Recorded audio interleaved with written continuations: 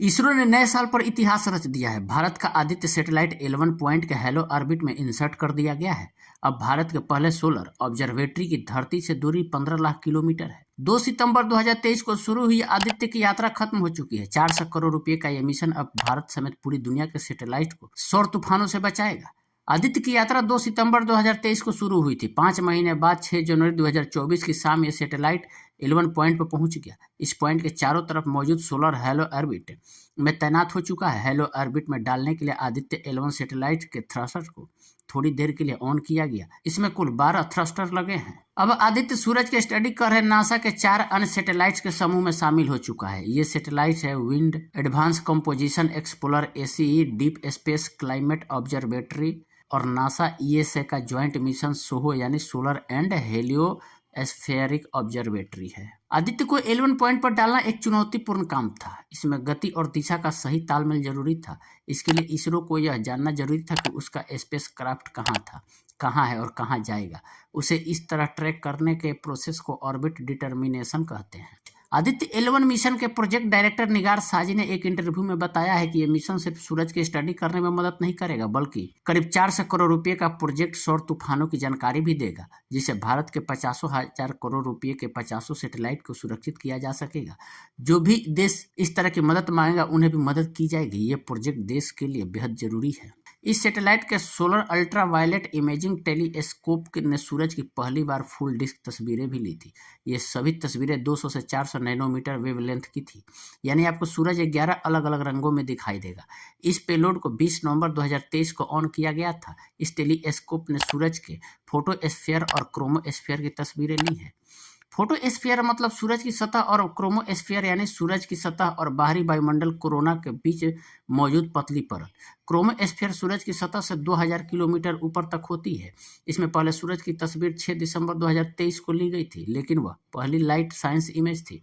लेकिन इस बार full disc image ली गई, यानी सूरज का जो हिस्सा पूरी तरह से सामने है उसकी फोटो। इन तस्वीरों की मदद से वैज्ञानिक सूरज की स्टडी ढंग से कर पाएंगे। लॉरेंज पॉइंट यानी एल का नाम गणितज्ञ जोसेफी लुई लॉरेंज के नाम पर दिया गया है।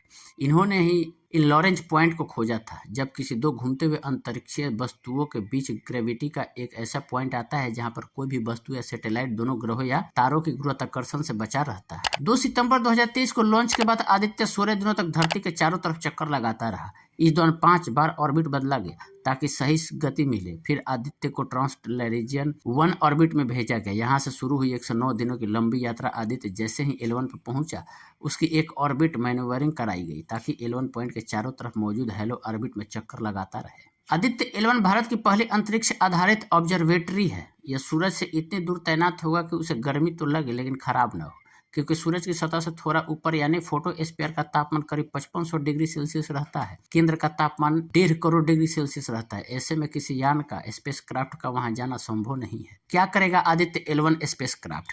अब आपको आदित्य 11 स्पेस क्राफ्ट के काम के बारे में बता देते हैं कि वो क्या करेगा। सौर तूफानों के आने की वजह, सौर लहरों और उनका धरती के वायुमंडल पर क्या असर होता है। आदित्य सूरज के कोरोना से निकलने वाली गर्मी और गर्म हवाओं की स्टडी करेगा। सौर हवाओं के विभाजन और तापमान की स्टडी करेगा। सौर वायुमंडल को समझने का प्रयास करेगा। सूरज की स्टडी क्यों जरूरी है ये मिशन?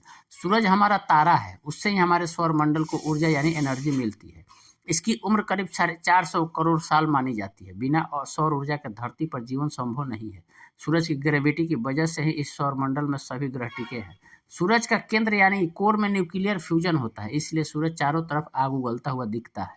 सूरज की स्टडी इसलिए ताकि उसकी बदौलत सौर मंडल के बाकी ग्रहों की समझ भी बढ़ सके। सूरज की वजह से लगातार धरती पर रेडिएशन, गर्मी, मैग्नेटिक फील्ड और चार्ज पार्टिकल्स का बहाव आता है। इसी बहाव को सौर हवा या सोलर विंड कहते हैं। ये उच्च ऊर्जा वाली प्रोटॉन से बने होते हैं।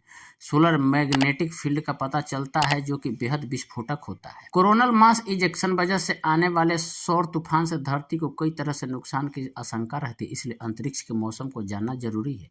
यह मौसम सूरज की वजह से बनता या बिगड़ता है।